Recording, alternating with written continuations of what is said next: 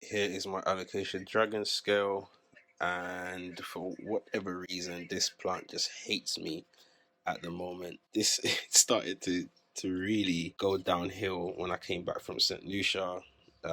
Before I did actually, I took out a cutting from this, and that could be something to do with it. I'm not sure.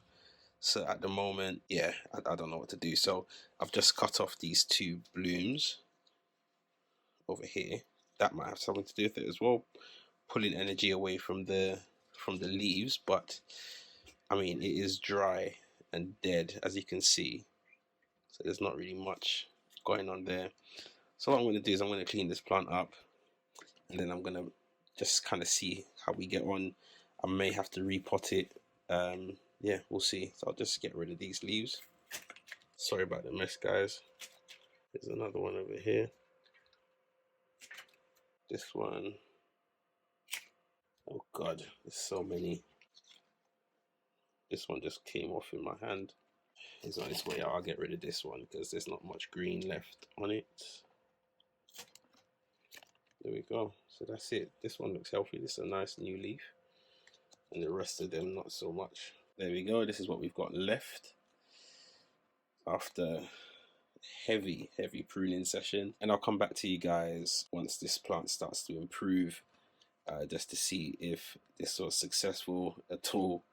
And just make sure, just try to give this plant some TLC. Make sure that it's got water in this reservoir, which it does. It's not a matter of drying out. Maybe I'll put it somewhere with a bit more light, a bit more humidity. But yeah, that's it for now, guys. I'll come back to you with an update on this plant very soon. Also, I thought it's been over a year now, and I think it's high time that I give you an update on this plant.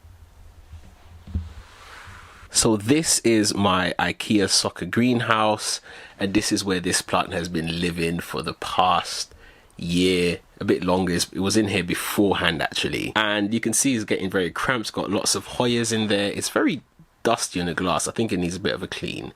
But we've got Hoyas, we've got another Alocasia in here, the black velvet, and we've got a couple of other cut-ins, and a couple of other rehabs in here as well. So let's take this plant out and see what's going on. So basically, in a nutshell, I'm going through my hard drive of videos that I've started filming and haven't completed. And I realized I filmed this video back in March 2022. We're talking about a year and 6 months, a year and 5 months later, which is unbelievable. But it's the best time to give you a full update on what this plant is looking like. There we go, this is it. This is literally the plant. Right, so let me explain to you what's going on here. So now this plant has gone ahead and it's lost every single one of its mature leaves. You would have seen that we had some nice, big, juicy leaves coming in.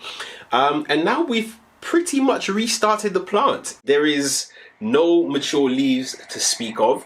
All of these is very bushy, which is what I like. I love a bushy plant. It's very bushy, which means that there were a lot of corms in this pot that have now sprouted, which is great news. Now, not much has changed. This plant is still growing. Look at those roots. You can see some of the roots here. This plant is still growing in pond. In fact, this is one of the few plants that I have growing in pond that I actually let completely dry out and I water as if it's a normal plant. So I will go through, give it a bit of water. There might be a little bit of a reservoir left in, but that usually doesn't last more than 2 or 3 days, and it's dry, and I water the plant the subsequent week. But yes, as I showed you, this plant has been living in my grow tent, so I haven't done anything. There's been no heat mats over the winter. There's been no additional lighting. It's just been sitting on an east facing window, and that's it. That's it. For much of the time that this plant has been in there since it's been rehabbing, it hasn't had the highest humidity because there was only sort of this plant and the black velvet only that were in there, so it wasn't a lot of humidity. But since the recent plant swap video, I've actually stuck a whole lot of Hoyas in there. There's a lot of other plants in there rehabbing, sort of propping, and that's really helped to increase the humidity in the greenhouse. So that has also played a part in helping this plant to completely just go wild, go absolutely crazy in this pot. So in a nutshell, what have you seen?